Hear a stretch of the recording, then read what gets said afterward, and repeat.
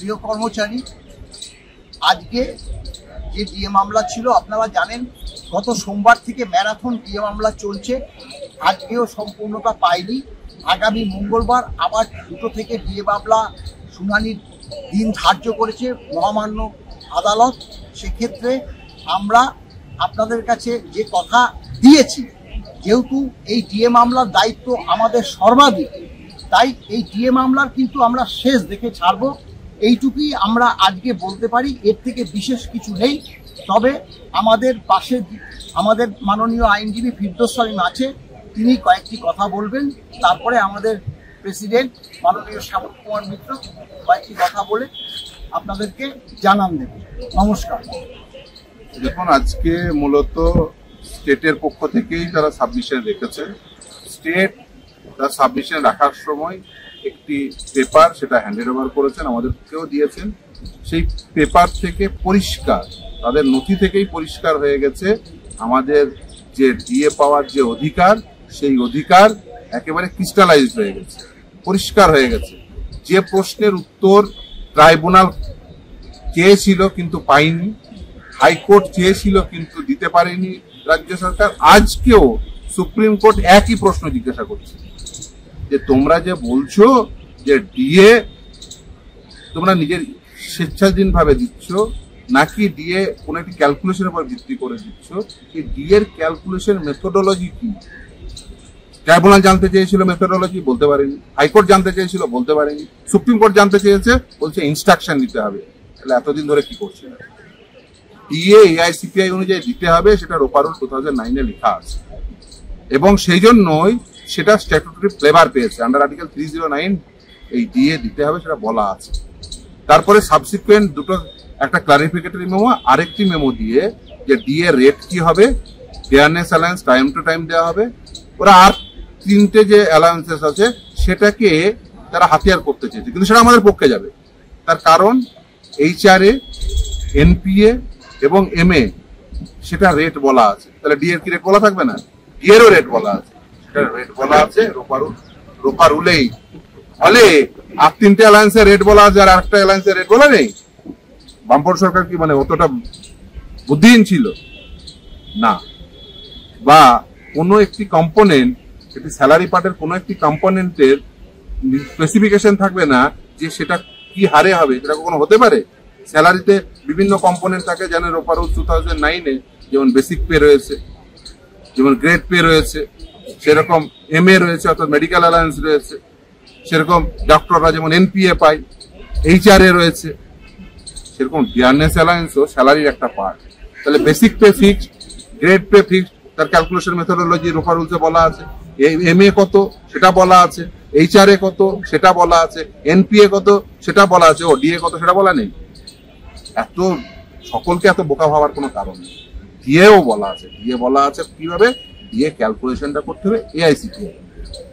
এবং যদি ক্লাস 3-র একজন ছাত্রের ক্যালকুলেশন মেথোডোলজি কি হবে ক্লাস 3 ছাত্র বলতে পারবে, কিন্তু সরকার বলতে পারছে না, এটা সরকারের জন্য খুব একটা ভালো হচ্ছে না। ট্রাইব্যুনালেও তারা বলতে পারেনি, হাইকোর্টেও বলতে পারেনি, সুপ্রিম কোর্টেও বলতে পারছে না যে ডিএ এর ক্যালকুলেশন মেথোডোলজি কি।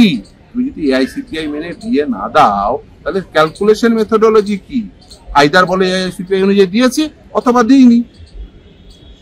কোন দিকে সুইং করছে বোঝা যাচ্ছে না। বলছে এন্টাইটেলমেন্ট কোথায়? আরে ভাই, এন্টাইটেলমেন্ট যদি রোপা রুল 2009-এ লিখে আছে সেটাই আমার এন্টাইটেলমেন্ট। তুমি ক্লারিফিকেটরি মেমোতে fairness alliance time to time দেবো, সেটা আমার এন্টাইটেলমেন্ট। দিস্তা পেজ রয়েছে সেখানে এন্টাইটেলমেন্ট বলা আছে, অথচ এই ফেয়ারনেস অ্যালায়েন্স যে এআইসিপিআই অনুযায়ী দিতে হবে এটা স্পষ্টত বলা থাকা সত্ত্বেও তারা বুঝতে পারছেন না। সবার হেরেও বুঝতে পারেননি। আশা করি সুপ্রিম কোর্টের পরে আশা করি তারা বুঝতে পারবেন যে ডিএ কিভাবে ক্যালকুলেশন করতে হবে। সবার হেরেও বুঝতে পারেননি। গ্রাম্য একটা প্রবাদ আছে, যার স্বল্প বয়সেও হয় না তার ওই বৃদ্ধ অবস্থায়ও হবে না। সবার হেরেও বুঝতে পারেনি, নিশ্চিতভাবে এরপরে হেরে নিশ্চিতভাবে হয়তো বা বুঝতে। প্রিয় কর্মচারী বন্ধুরা, আমি জানি আপনারা অধৈর্য হয়ে পড়ছেন যে মামলা এরকম দিনের পর দিন শুনানি হচ্ছে, আবার মঙ্গলবার হিয়ারিং। একটা জিনিস আমাদের বুঝতে হবে যে মহামান্য সুপ্রিম কোর্ট আমরা দীর্ঘদিন ধরে অর্থাৎ 2022 সালের 28শে নভেম্বর থেকে যেটা চেয়ে এসেছিলাম যে মহামান্য সুপ্রিম কোর্ট একটা কমপ্লিট জাজমেন্ট করে একটা অন্তিম রায় দিন, যাতে রাজ্য সরকার আর কোনোভাবেই সেই রায়কে অমান্য করার দুঃসাহস না দেখাতে পারে এবং ডিএর প্রসঙ্গে একটা সর্বোচ্চ আদালতের একদম স্পষ্ট নির্দেশ আমরা পাই। তা মহামান্য আদালত সেই দিকেই বর্তমান বেঞ্চ সেই দিকেই যাচ্ছেন এবং ধারাবাহিকভাবে গত সোমবার থেকে শুনানি চলছে। দীর্ঘ সারা দিন ধরে শুনানি হয়েছে। গতকাল আমাদের আইনজীবী বিকাশ রঞ্জন ভট্টাচার্য দীর্ঘ শুনানি করেছেন, বলেছেন। আজকে আমাদের অন্যতম আইনজীবী রোহিত রোম তিনি তার বক্তব্য রেখেছেন, তিনি তার সাবমিশন করেছেন এবং তাকে সহযোগিতা করেছেন আমাদের অন্যতম আইনজীবী ফিরদৌস শামীম, গোপা বিশ্বাস, শেখর কুমার এনারা। এবং আজকে একটা নতুন ঘটনা ঘটেছে, সেটা হচ্ছে আবার সরকার পক্ষ থেকে একটা নতুন নথি দেয়া হয়েছে এবং তার উপরে তা বিস্তারিত আলোচনা হবে। তা আমরা এবং আমাদের আইনজীবীরা ওই নথিটা পুরো পড়ে দেখেছি এবং তাতে আমরা নিশ্চিত যে ওই নথিটা দিয়ে মামলাটা একটু দীর্ঘায়িত হচ্ছে। আগামী মঙ্গলবার আবার শুনানি হবে এবং তারপর হয়তো আগামী বুধবারও হতে পারে। আমরা আর্থিকভাবে অত্যন্ত খুব খারাপ অবস্থায় থাকবো, এটা আমরা জানি, কিন্তু তারপরেও বলছি যে এতে আমাদের সুবিধেই হলো, কারণ এই যে নথিটা দিয়েছেন তাতে যেসব কথা বলা হয়েছে সেটা আমাদের মামলায় কর্মীপক্ষের অনুকূলেই যাবে। এবং সবথেকে দুর্ভাগ্যের বিষয় এবং লজ্জার বিষয়, একজন বাঙালি হিসেবে, একজন পশ্চিমবঙ্গবাসী হিসেবে আমার কাছে এটা অত্যন্ত লজ্জার যে স্যাট জানতে চেয়েছিলেন 2016 সালে রাজ্য সরকারের কাছে যে ডিএ যদি আপনারা all India consumer price index মেনে না দেন তাহলে কিসের ভিত্তিতে আপনারা ডিএ দিচ্ছেন সেইটা আমাদের দেখান। তারা দেখাতে পারেননি। মহামান্য কলকাতা হাইকোর্ট তাদের থেকে জানতে চেয়েছিলেন যে 2017 সালের পর থেকে যে আপনি কিসের ভিত্তিতে ডিএ দিচ্ছেন সেটা আমাদের দেখান, দেখাতে পারেননি। আজকে মহামান্য সুপ্রিম কোর্ট সেই একই প্রশ্ন রাজ্য সরকারের আইনজীবীদের উদ্দেশ্যে করেছেন যে সারা ভারতবর্ষে all India consumer price index অনুসারে ডিএ দেওয়া হয়।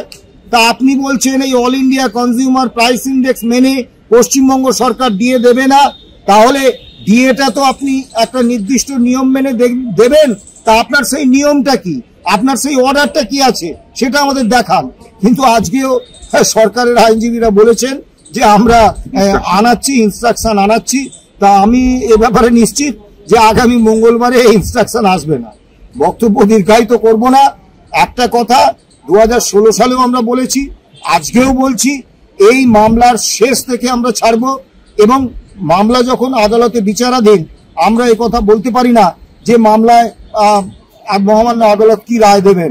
কিন্তু মামলার যে ধারাবাহিক যে কথাবার্তা চলছে, ধারাবাহিক যে মাননীয় বিচারপতিদের পর্যবেক্ষণ আসছে এবং মাননীয় আইনজীবীরা যেভাবে সওয়াল করছেন তার উত্তরে সরকার পক্ষ যেভাবে রক্ষণাত্মক হয়ে ভুলভাল বকছেন, তাতে আমরা একটা বিষয় নিশ্চিত যে এই মামলায় কর্মীপক্ষের জয় হবেই। অবশ্যই ভালো থাকবেন, সুস্থ থাকবেন, হতাশ হবেন না। আগামী মঙ্গলবার আমরা এবং আমাদের আইনজীবীরা থাকবো। যদি মঙ্গলবার শেষ না হয় বুধবার, বুধবার শেষ না হলে বৃহস্পতিবার এই মামলার শেষ আমরা দেখে ছাড়বো এবং কমপ্লিট জাজমেন্ট হলে এটা রাজ্য সরকারি কর্মচারী এবং অবসরপ্রাপ্ত রাজ্য সরকারি কর্মচারীদের ক্ষেত্রে একটা ব্যাপক ইতিবাচক সাড়া ফেলবে এবং সারা ভারতবর্ষের শ্রমিক কর্মচারী আন্দোলনের ইতিহাসে একটা নতুন ইতিহাস রচনা করবে বলেই আমরা বিশ্বাস করি। নমস্কার।